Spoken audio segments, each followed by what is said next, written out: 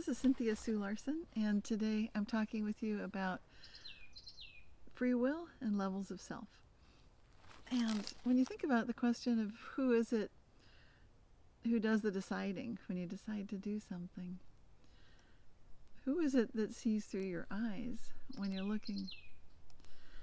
Perhaps the most essential aspect of life goes unacknowledged and unexamined, and that is, who are we? And usually we don't give it any thought. We just assume, like, I know who I am, you know who you are. What's there to talk about, right? And we speak with language that implies that we have causal agency and free will, but how this operates is also seldom discussed or described.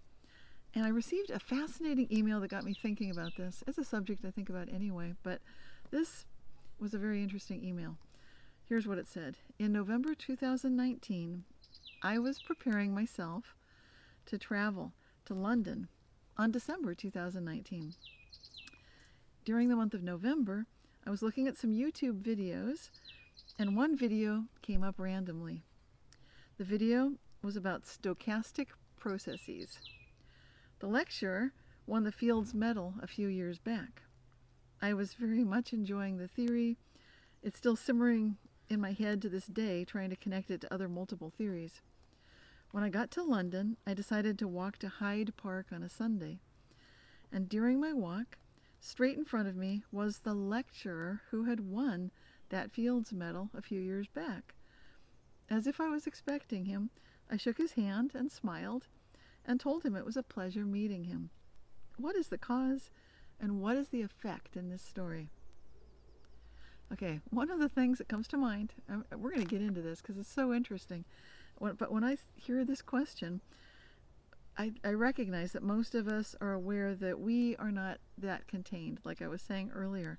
In fact, what I've been referring to many times in lots of my videos is that it looks like we have levels of self.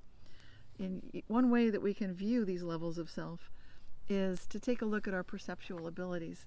Now, if you've ever taken a look at the visible spectrum, you'll see that we only see a narrow little bandwidth between red and violet. That's it.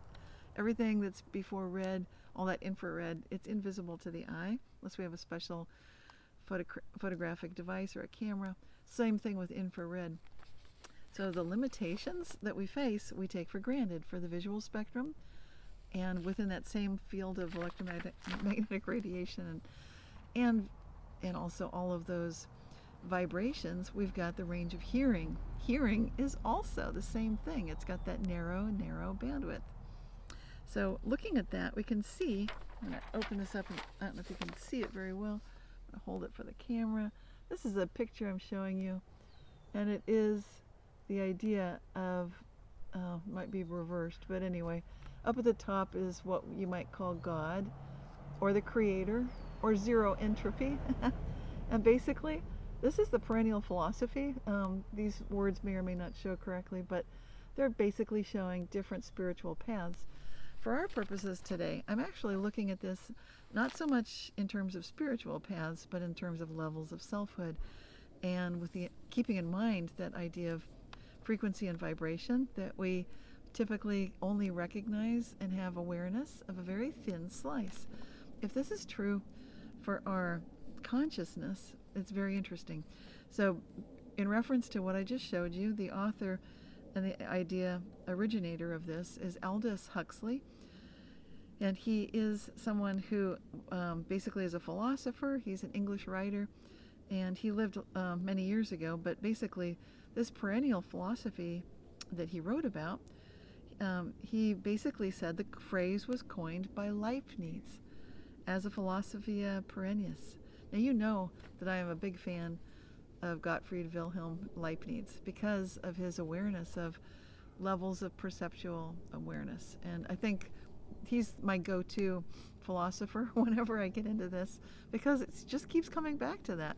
So if I'm holding this paper and I'm feeling it in my hand, to be aware that I'm holding it and it's me that's feeling it, I have to go to a second order of perception. It's no accident that Leibniz was the creator, one of the two originators of calculus, which gets into the mathematics of some of this, not from the consciousness point of view, but from the point of view of awareness. Okay, now I'm going to read to you something that Aldous Huxley said. Philosophia perennis. The phrase was coined by Leibniz, but the thing, the metaphysic that recognizes a divine reality, substantial to the world of things and lives and minds, the psychology that finds in the soul something similar to, or even identical with, divine reality, the ethic that places man's final end in the knowledge of the immanent and transcendent ground of all being. The thing is immemorial and universal. And so that's why all roads lead to universal consciousness. That's why everything goes back to zero entropy that we draw from when we meditate, when we extract what this is. It's not really energy, but it's really entropy that all of time runs on. But the very source of it all is timeless, beyond time. And so this is fascinating because we can go back to our original question. What is it about free will, about cause and effect, about levels of self that can help us answer this question? So when we return to that original question, we can look at the synchronicity that happened, running into the exact person that we'd seemingly randomly heard about in a random video that we'd seen a month earlier. That's the question that was posed to us. So clearly such an experience seems to defy all of the odds. And it almost seems like a magic trick, since it seems to be so unexpected. And how did that occur?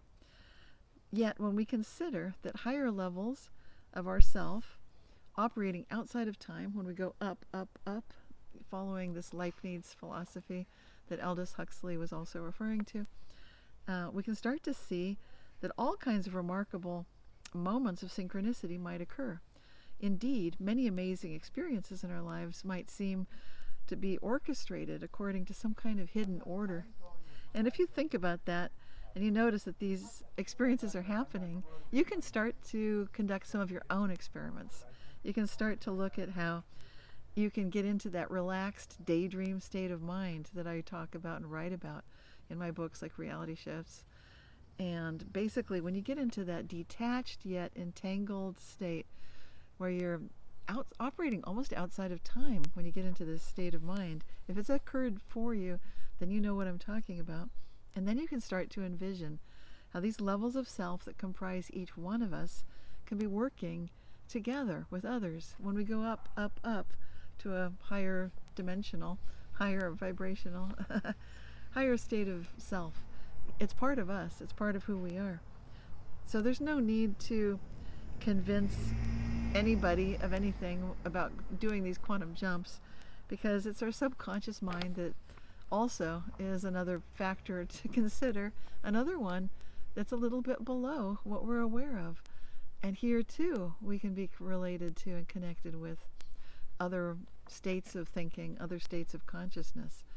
And so this awareness of us being like a slice of consciousness, just these 7 chakras that we comprise, you can think of that as levels of awareness, from our root chakra, where we might just get a survival sense of impulse, or you're just feeling like something needs to happen, all the way to the crown chakra, where we might receive what feels like divine inspiration at times. So all of these qualities that we need can truly be ours, almost as if by magic. We all have access to all of them, and it seems to be working best almost when we don't give it a lot of thought. So here I am talking about it, but we're constantly shifting from one level of awareness to another. You can experience this when you do meditations, or even if right now you just ask yourself, who is watching this video? Is this a dream? And you can get yourself into that daydream state of mind the more you ask yourself these kinds of questions, as well as my favorite question, which I think all of you know by now: how good can it get? When we consider levels of self and ideas of this free will, and how do they work together, and how do we manage to find ways to cooperate with one another? This can give us ideas, and it can be very helpful in times which feel like crisis. I think collectively, most of us on Earth have been dealing with a lot of situations that were not what we planned for, which causes stress, even in the best of circumstances. But when we recognize that we can be at a level of self that's always going to be above whatever seems to be happening. I'm not talking about disassociation. I'm talking about being detached yet still entangled. So what's the difference? Entanglement is feeling that we love, that we care, that we have empathy. I also enjoy feeling hope, which is why I love How Good Can It Get. I love to consider that optimalism that's always within reach. And it's also good to know that you don't need to be scared of things. You can feel a sense of courage and excitement. Cour is the heart, so I'm pronouncing it kind of funny. So this is part of how we can all relate to one another. And it may seem like we are sometimes unable to do something. We want to do something within our little narrow range of operability. It's a range of visual acuity that we can only see red through violet, a range of our sensory perceptions, all of them. It's also a range of our consciousness. However, we can start practicing rising to levels where we are connected and sharing feelings of hopefulness, of empathy, of courage with everyone. Or you can just ask, how good can it get for all of us? Until next time, this is Cynthia Sue Larson with RealityShifters.com.